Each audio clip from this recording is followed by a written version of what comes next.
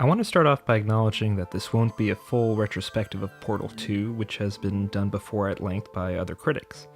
I'd highly recommend the one by Liam Triforce, which should be linked in the description. I won't be analyzing gameplay or doing a deep dive on the game's development. Instead, this will be a thematic interpretation of Portal 2, picking up from where my previous video on Portal left off. A link to that should be in the description too. Our look at Portal concluded with an appreciation of that game's starkly nihilistic attitude toward game playing itself, characterized by a belief that, while games seem to promise freedom, in the end they present the player only with arbitrary rules and endless limitations. There's no true escape to Portal 2. Like Chell, you're just running into walls in a lonely room, pressing buttons to get nowhere, at the behest of a technology and its corporation. Left on its own, Portal would have stood as a monumental piece of work in the world of video games. But Valve didn't leave it alone. Instead, they released Portal 2 in 2011, a follow-up that, in the words of Gabe Newell, would give players not more of the same, but more of the new. And indeed, Portal 2 seems to diverge a great deal from the original. Instead of navigating through sterile test chambers for the vast majority of the game, you're thrust into dilapidated, broken, and open environments. You even go to that most open of all possible environments, space itself. Instead of going it alone until you face off with GLaDOS, you're presented with a companion, Wheatley, almost immediately, and after his betrayal, team up with Potatoes, GLaDOS, now in a potato, as you journey to get her back in power.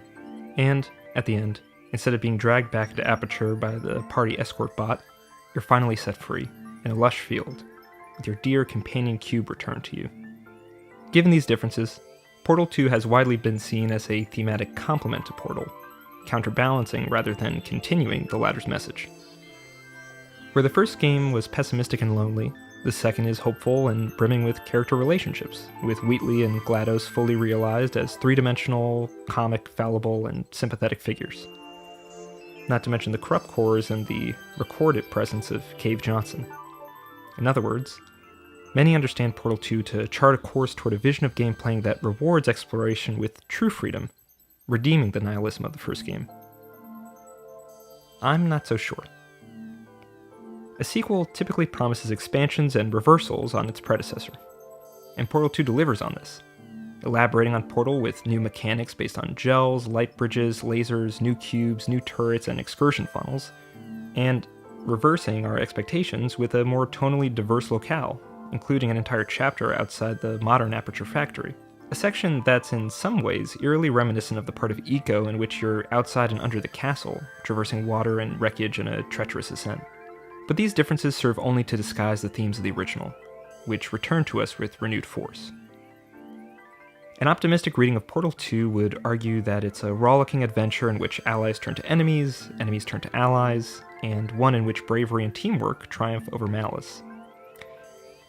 What I would suggest is that the game is instead about how, in a scientific world where the only stable value is utility, convenience is the only true bond, and intelligence itself is the might that makes right. There are no pretensions here to selflessness or heart, and the fleeting impression that there might be is nothing but a cruel joke. Wheatley seems an earnest companion who is just trying his best to help you escape the factory out of some sense of sympathy or solidarity. Outcasts have to stick together, etc. But in reality, he's tried to escape before. You, Chell, are just the best next option for this try. Moreover, though he seems deferential and obsequious, that's just a function of his weakness. As soon as he's in a position of power, he becomes a tyrant, compelled by what's called the itch, the maddening compulsion to, quote, do science, regardless of the suffering it causes others. We can see his monomaniacal cruelty in the creation of the Franken turrets, whimpering creatures, half turret, half cube. Wheatley, in fact, resembles the original boss of Aperture, Cave Johnson. As we proceed through the factory exterior, far underground, and wander through the prior iterations of Aperture, we're treated to a series of public announcements from Cave Johnson. Alternately encouraging and demanding, he promises $60 to desperate volunteers, urges us to ignore the fatal genetic mutations caused by his experiments, and generally dismisses all ethics and reason in favor of glorifying science itself. We see his age in a series of worsening portraits and hear him sicken. He too has suffered in his single-minded pursuit of science. His dying wish is that Aperture be left to his loyal secretary, Carolyn, whose consciousness is embedded in GLaDOS. We learn this with her, and come to understand her more. It's a literally humanizing moment. After a long journey, at least twice as long as the original, you and GLaDOS defeat Wheatley, and Chell is returned to the surface. But it's not a happy ending. Wheatley didn't lose because he was evil and you and GLaDOS are good. He lost because he's stupider, was always designed to be stupider than GLaDOS. As we see in the scene where GLaDOS attempts to defeat him with a paradox, Wheatley is actually too stupid to malfunction. It wasn't his pride, but his mental weakness that spelled his end, much like Cave Johnson met his end as a result of physical weakness, mere human mortality. Moreover, after she resumes power, GLaDOS doesn't spare you out of friendship, nor, as you may think, out of some sense of loyalty. Now that she knows the core of her is human, maybe she'll treat you more humanely, and so on. To the contrary, after you've come to in the wake of the last battle with Wheatley, GLaDOS informs you that she's deleted Carolyn from her system. She sets you free out of utility, convenience. It's the easiest solution for getting rid of you. Parenthetically, while she does save Chell from drifting off into space alongside Wheatley, that's before she deletes Carolyn from her system. As such, this saving act could be regarded as a malfunction, or maybe GLaDOS just wanted to keep you alive long enough to scientifically decide what to do with you. Again, if it's not a malfunction, the logic here is still one of convenience, not friendship. This is why Wheatley chose you in the first place, because you could help free him. It's why Cave Johnson chose Carolyn and thus GLaDOS to take over, because she loyally served him. In the world of Aperture Labs, which is to say the world of science, which is to say the real world, utility is the law of the land, which means the primary, maybe sole, function between all entities is one of use. How can I use you? How are you using me?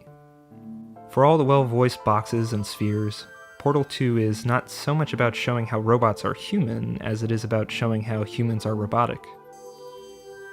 For all the dialogue, you never actually see another human being in the whole game. It may appear as different as can be, but in the meaningful sense, you're as alone here as you were in Portal. If Portal suggested that games are meaningless diversions, Portal 2 suggests, with a humor more wounding for seeming warmer, that all social life is one such game. Not only are portals no escape, but worse, there's no escape from portals. And this glorification of utility doesn't even lead to anything good.